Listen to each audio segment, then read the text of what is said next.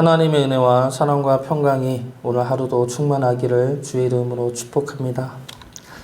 아비멜렉은 자기 형제들을 죽이고 왕 위에 오릅니다. 그때 죽지 않고 도망친 요담이 그리심 산에서 세겜 사람들에게 하나님의 말씀을 전합니다. 남을 통한 하나의 우화를 전하죠. 이 우화는 지금 이스라엘의 상태를 정확하게 묘사하고 있는 우화입니다. 그리고 우리가 경계하고 따라야 할 하나님의 백성의 모습이 무엇인지도 분명하게 알려주고 있는 말씀입니다.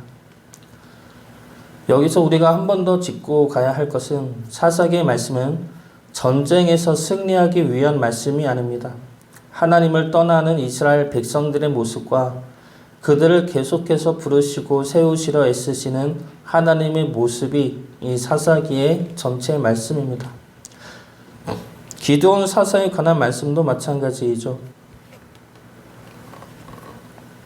하나님이 기드온을 부르신 것은 미디안과의 전쟁에서 승리하기 위함이 아닙니다. 그것은 하나의 과정에 불과할 뿐이죠. 하나님이 원하시는 것은 하나님을 떠난 이스라엘 백성을 다시 한번 하나님의 백성으로 세우시는 것입니다. 그렇기 때문에 이들의 부르짖음에 뜻을 돌이키시고 300명으로 이들을 구원해 내신 것이죠. 그러므로 하나님의 사랑과 구원하심의 능력과 이스라엘이 누구를 붙들고 살아야 하는지에 대해서 알려주셨던 것입니다. 그런데 우리를 향한 하나님의 이 모든 수고와 노력과 뜻을 기드온이 중간에서 변질시켜 버립니다.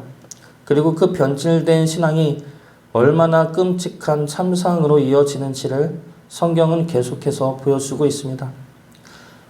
우린 하나님의 백성으로 어떻게 서야 합니까? 오늘 말씀 통해 하나님의 백성으로 선다는 것은 무엇인지 살펴보고 하나님의 온전한 백성으로 서갈 수 있기를 주의 이름으로 축복합니다. 먼저 하나님의 백성으로 서는 것은 내게 주어진 사명에 충실한 것입니다. 요담의 나무 우화를 보면은 나무들이 자신들의 왕이 되어줄 나무들을 찾아갑니다. 먼저는 감람나무를 찾아가고 두 번째는 무화과나무를 찾아가고 세 번째는 포도나무를 찾아갑니다. 그러나 이들 모두는 왕이 되는 것을 거부하죠. 그 이유로 이들이 이야기하는 것은 내게 있는 것을 어찌 버릴 수 있겠느냐라는 겁니다. 9절 말씀 보겠습니다.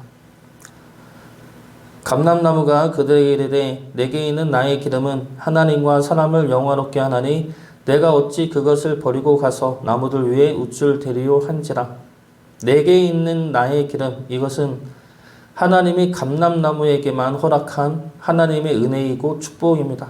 그리고 감람나무에게는 자신에게 주어진 사명이 되는 것이죠. 감람나무는 자기에게 주어진 기름을 통해 하나님과 사람을 영화롭게 해야 합니다. 감람나무는 이 사명을 버릴 수 없다 말하죠. 무화과 나무 역시 마찬가지입니다. 나의 단 것과 나의 아름다운 열매를 버릴 수 없다 말합니다. 포도나무는 하나님과 사람을 기쁘게 하는 포도주를 버릴 수 없다 말하죠. 이들이 버릴 수 없다 말하는 것들이 무엇입니까? 하나님이 나에게만 허락하신 사명입니다. 이것은 하나님의 은혜이면서 축복이고 나에게는 그것을 통해 하나님과 사람을 기쁘고 영화롭게 해야 할 사명이 되는 것입니다. 그것들을 지켜내는 것이 왕이 되는 것보다 중요하다 말하고 있는 것이죠. 왕이 되기 위해 하나님이 주신 그 사명을 버릴 수 없다는 겁니다. 왕이 되는 것과 나에게 주신 사명을 지켜내는 것 무엇이 더 중요하겠습니까? 왕까지는 아니더라도 내가 원하는 삶의 형통함, 가정의 축복, 자녀의 성공 이러한 것과 내 사명을 지켜내는 것 중에 무엇이 더 중요하겠습니까? 비교를 한다고 해서 무엇을 포기해야만 하는 것은 아닙니다. 사명을 지켜내면 이 땅에 축복이 없다는 것도 아니죠. 사명을 위해 가정을 희생해야 한다는 것도 아닙니다. 둘 중에 어느 한쪽을 취하면 한쪽을 포기하는 그런 문제가 아니라 어느 곳에 강조점을 두고 있냐는 겁니다. 강조점과 중요성의 문제라는 것이죠. 우리는 무엇을 우선시하고 있습니까? 우리가 하나님의 백성으로 반은 서는 것을 먼저 중요시 여긴다면 우리에게 주어진 사명을 우리가 먼저 버리지 않는다면 나머지 것들은 하나님이 다 채워주실 것입니다. 우리에게 주어진 하나님의 은혜와 축복을 바라보시고 우리에게 맡겨진 사명을 감당하시기 바랍니다. 그 사명을 감당할 때 우리는 하나님의 크신 능력과 일하심을 보게 될 것입니다. 하나님의 그 크신 능력으로 기쁨과 감사로 승리하며 살아가는 주의 백성 되기를 주의 이름으로 축복합니다. 하나님의 백성으로 서는 것 두 번째는 하나님을 위하는 자로 서는 것입니다. 요담의 우화를 보면 나무들이 먼저 나무를 찾아가 왕으로 서달라 말을 합니다.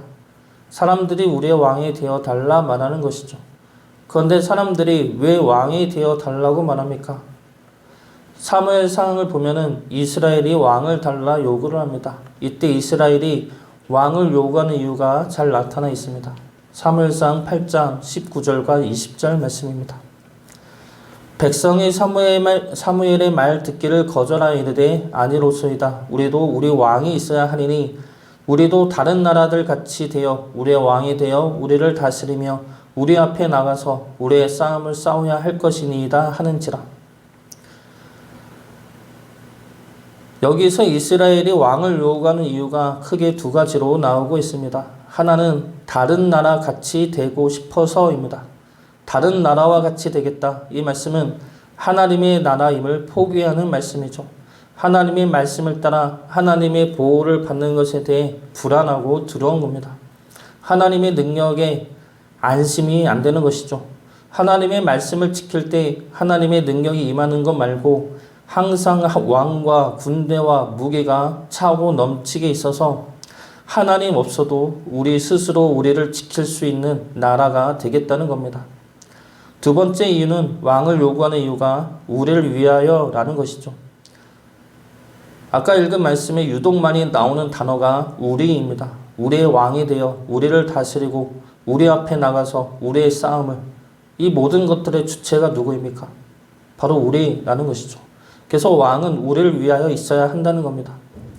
왕을 요구하는 이유가 크게 두 가지입니다. 우리 힘으로 우리를 위하여 살기 위해서라는 것이죠.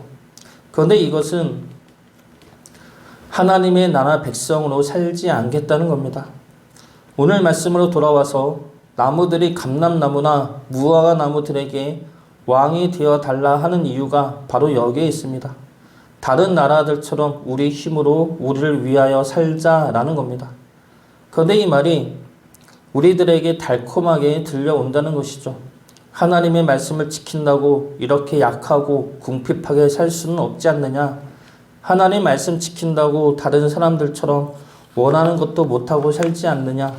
다른 사람들 다 하는데 왜 우리만 못하냐? 다른 사람들처럼 우리도 우리를 위해 좀 살아가자. 이런 말이죠. 우리는 누굴 위해 살고 있습니까? 우리를 위해 살고 있습니까? 아니면 하나님을 위해 살고 있습니까? 하나님을 위해 살아야 하는 것은 알지만 그것이 쉽지는 않습니다.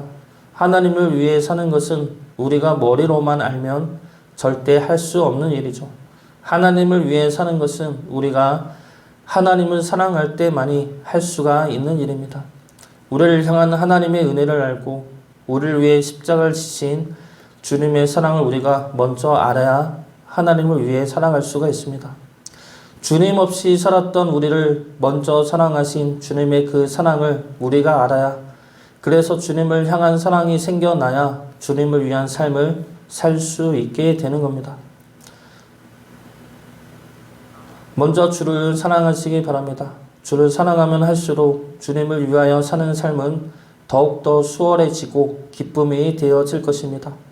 주를 향한 사랑을 키움으로 주를 위한 삶을 살아가시길 주의 이름으로 축복합니다. 마지막으로 하나님의 백성으로 서는 것은 사랑과 긍휼로 서는 것입니다.